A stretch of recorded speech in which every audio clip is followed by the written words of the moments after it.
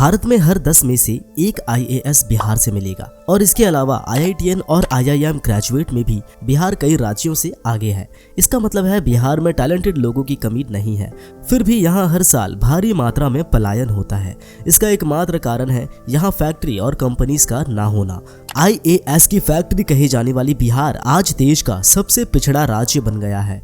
बिहार जिसने गौतम बुद्ध और महावीर जैसे संत दिए हैं, आज उसी बिहार में जाति के नाम पर भेदभाव और दंगे होते हैं। बिहार जहां भारत का सबसे पहला यूनिवर्सिटी नालंदा बना, आज उसी बिहार के लोग बाकी राज्यों से पिछड़े हुए हैं और इस राज्य के पिछड़ने का एकमात्र रीजन है यहाँ में कंपनीज का ना होना। लेकिन क्यों बिहार में कोई भी अपनी कंपनीज को एस्टैब्लिश नहीं करना चाहता? जिस बिहार का इतिहास इतना गौरवशाली रहा है, क्यों आज उसी बिहार में बाहर से लोग आना तो दूर, वहाँ के रहने वाले भी बिहार छोड़कर दूसरे राज्यों में चले जाना चाहते हैं? आज बिहार के इस हालत के कई रीजंस है जिस पर हम चर्चा करेंगे। लेकिन उससे पहले आपको बता दूं कि बिहार में पहले कंपनीज की हालत ऐसी बिल्कुल भी नहीं थी।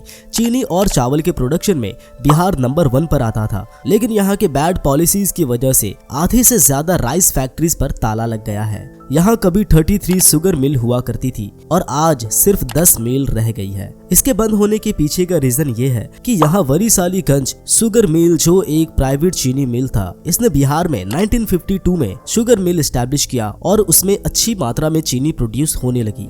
यहाँ तक कि इस चीनी मिल को 1976 में सबसे ज्यादा चीनी प्रोड्यूस करने के लिए भारत सरकार ने गोल्ड मेडल भी दिया था। लेकिन फिर राज्य सरकार से इस प्राइवेट कंपनी की तरक्की देखी नहीं गई और 1977 में सरकार ने इस मिल को अपने अंडर में ले लिया। और सरकारी चीजों के रखरखाव से तो हम सभी परिचित हैं। यहाँ भी सरकार ने मिल पर कोई ध्यान नहीं दिया और इसे इतने खराब तरीके से चलाया कि 1933 में इस मिल को बंद करना पड़ा और इसके बंद होते ही हजारों लोग बेरोजगार हो गए। और एक समय 1960 का था जब पूरे भारत में 40% चीनी अकेले बिहार प्रोड्यूस करता था। लेकिन अब बिहार में चीनी की प्रोडक्शन 40 से घटकर सिर्फ 4% ही रह गई है। चावल और चीनी के जैसे ही बिहार पेपर के लिए भी फेमस था, लेकिन सरकार की लापरवाही की वजह से पेपर मिल भी बंद हो गया। इसके अलावा चॉकलेट की कंपनी, बनियान की कंपनी, वेजिटेबल ऑयल्स, सीमेंट की फैक्ट्री भी थी, जिससे लोगों को नौकरी के लिए दूसरे राज्यों में जाने की जरूरत नहीं थी।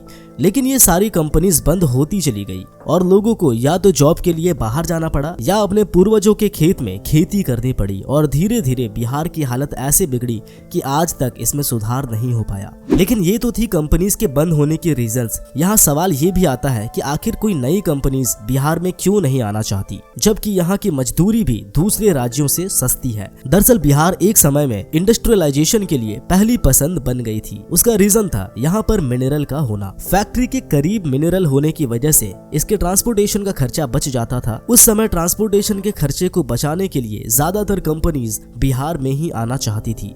लेकिन उस समय पर प्राइम मिनिस्टर जवाहरलाल नेहरू चाहते थे कि इंडस्ट्रियलाइजेशन पूरे देश में हो। इसलिए 1952 में नेहरू जी ने फ्रेट इक्विलाइजेशन पॉलिसी को लाया, जिसके तहत कंपनी को सब्सिडी मिलने लगी। अब जब सब्सिडी मिलने लगी तो खर्चे का फिक्र ना करते हुए कंपनी किसी भी राज्य में एस्टैब्लिश्ड होने लगी और यहाँ से बिहार में कंपनी का आना पहले जैसा नहीं रहा और जो कंपनी पहले से थी वो राज्य सरकार के ध्यान ना देने की वजह से बंद हो गई।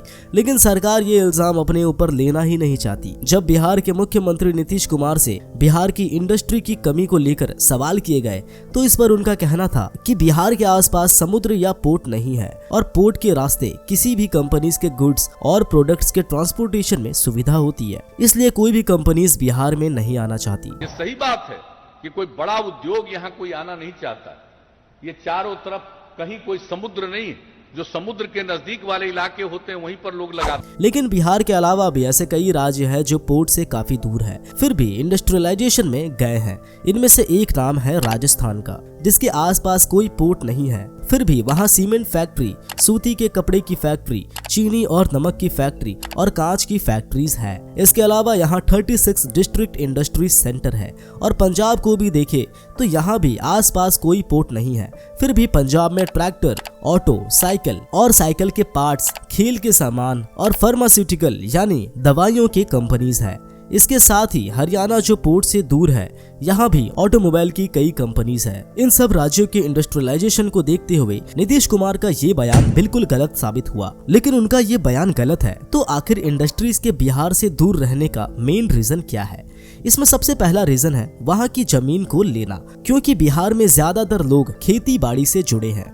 वो अपनी जमीन पर खेती करते हैं जो उनकी रोजी रोटी का जरिया है, और वो उसी जमीन पर घर बनाकर रहते भी हैं। आज भी बिहार में 80% से ज्यादा लोग खेती से जुड़े हैं। ऐसे में वो किसी भी कंपनी को अपनी जमीन देना नहीं चाहते, क्योंकि जमीन चली गई तो खेती कहाँ करेंगे और रहेंगे कहाँ। साथ ही यहाँ किसानों के छोटे छोटे जमीन होते हैं और फैक्ट्रीज बनाने के लिए जमीन का बड़ा हिस्सा चाहिए। ऐसे में किसी भी कंपनीज को जमीन लेने के लिए 20 से 30 किसानों से बात करनी पड़ती है। उसमें भी कुछ राजी होते हैं तो कुछ नहीं, जिससे उन्हें जमीन लेने में काफी दिक्कत होती है, और साथ ही इसमें समय भी बहुत लगता है। बिहार में कंपनीज के ना आने का एक रीजन बिहार के सरकार के कंपनीज को धोखा देना भी है।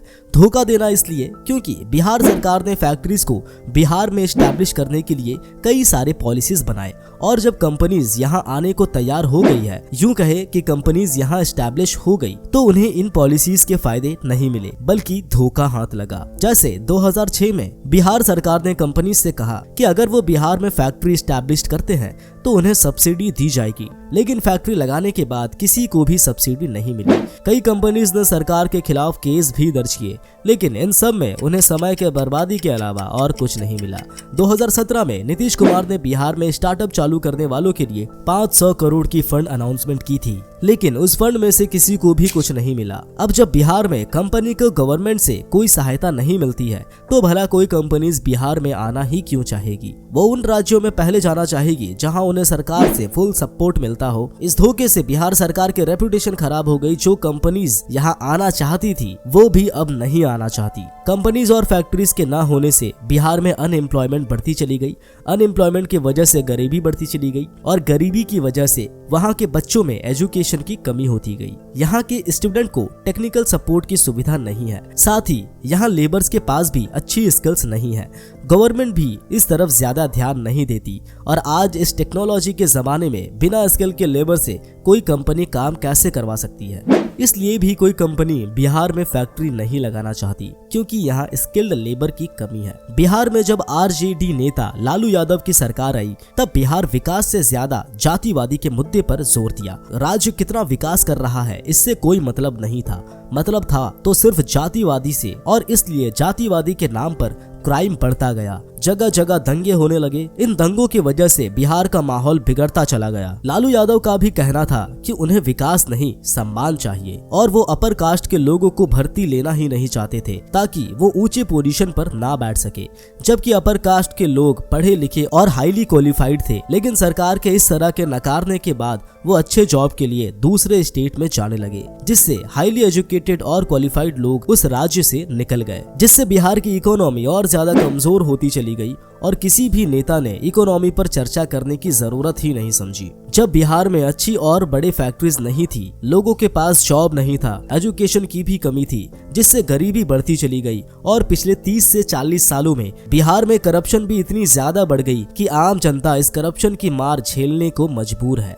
द इकोनॉमिक टाइम्स के अनुसार बिहार में छोटा बाबू जो सरकारी नौकरी करता है और उसकी फिक्स सैलरी है, वो भी करोड़पति है। वैसे तो रिश्वत हर जगह चलती है, लेकिन यहाँ छोटा सा काम करवाने जाओ तो रिश्वत बढ़ा देना होता है। फिर बड़ी कंपनीज बिना रिश्वत दिया भला कैसे आ सकती है। टेक्निकल एजुकेशन की कमी की वजह से यहाँ की ज्यादातर स्टूडेंट एसएससी, पीएससी या यूपीएससी की तैयारी करते हैं, और वो इस एग्जाम को क्लियर भी करते हैं। इसका मतलब है यहाँ टैलेंट की कोई कमी नहीं है। कमी है तो अच्छे सुविधा की और फैसिलिटीज की। उनकी फैसिलिटीज की कमी होने की वजह से जो स्टूडेंट्स इंजीनियरिंग करता भी है वो बाहर चला जाता है, क्योंकि वहाँ उसके टैलेंट के अनुसार अच्छी सैलरी और फैसिलिटीज मिलती है। और एक बार कोई दिल्ली, गुड़गांव और बेंगलुरु जैसे जगह में सेटल हो जाता है तो वो इन करप्शन और बैड पॉलिसीज की वजह से बिहार वापस नहीं आना चाहता। लेकिन अब बिहार सरकार पहले से थोड़ी जागरूक हुई है, और बिहार में इथेनॉल के प्लांट्स के साथ एक अच्छी शुरुआत की गई है। सीमेंट की फैक्ट्रीज भी लगाए गए हैं,